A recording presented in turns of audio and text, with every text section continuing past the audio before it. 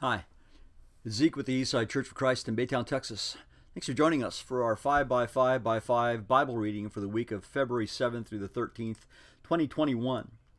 This is going to be a summary of all 5 days of reading, but if you'd like a daily update, you can go to our Facebook page. Just go to Facebook and search for Eastside Church of Christ, Baytown, Texas, and you'll see daily postings there.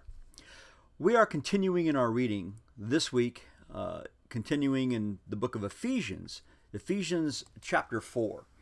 And in Ephesians 4, Paul pleads for love and unity, and he offers 7 ones, which provide a sevenfold platform for that unity. He reminds that God has given gifts to the church, men, who teach truth for the purpose of providing stability as well as for equipping the saints for service. He contrasts the minds and lives of those who don't know God with the lives of those who have learned Christ, as he puts it in chapter 4, verse 20.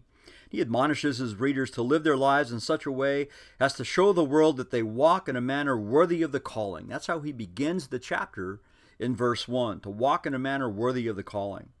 In chapter 5, Paul emphasizes purity, whether in word or activity. He cautions them about participating in the error of those in sin and encourages their thoughtful consideration about how to make the most of their time.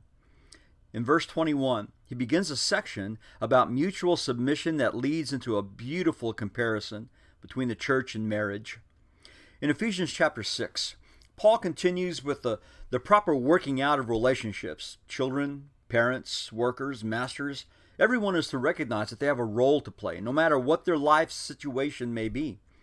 Concluding the letter, Paul warns of the spiritual warfare the Christian is in and encourages them to take up the famous full armor of God in order to successfully fight the onslaught of the devil. He portrays the devil as real, the fight is dangerous, and the helps from God as ultimately successful in achieving victory for the Christian. As we move to the book of Philippians, this letter to the Philippians, certainly one of joy, to be sure. Some form of the word joy or rejoice is used some 16 times in the letter. But it also contains many warnings for this church that Paul obviously loved.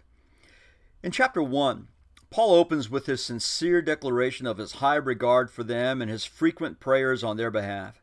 He encourages them with the fact that his situation, being a captive in a Roman prison, has resulted in the spread of the gospel in spite of his confinement. He tells them of his desire to be with the Lord. He calls it his gain in chapter 1, verse 21. But that he realizes that his responsibility to continue to help them grow is real. As he does in other letters, Paul encourages them to live in a manner worthy of the gospel. Remember, we heard that back in the book of Ephesians. In Philippians chapter 2, contains one of the most sublime descriptions of Jesus' incarnation and death, while pointing the church to his great example of humility and obedience. He reminds that God is working in us and that we should step up to our own responsibility in that work. Well, that's our reading for February 7th through the 13th, Ephesians 4, 5, 6, and Philippians 1 and 2. And we hope we'll catch you next time. God bless you and happy reading.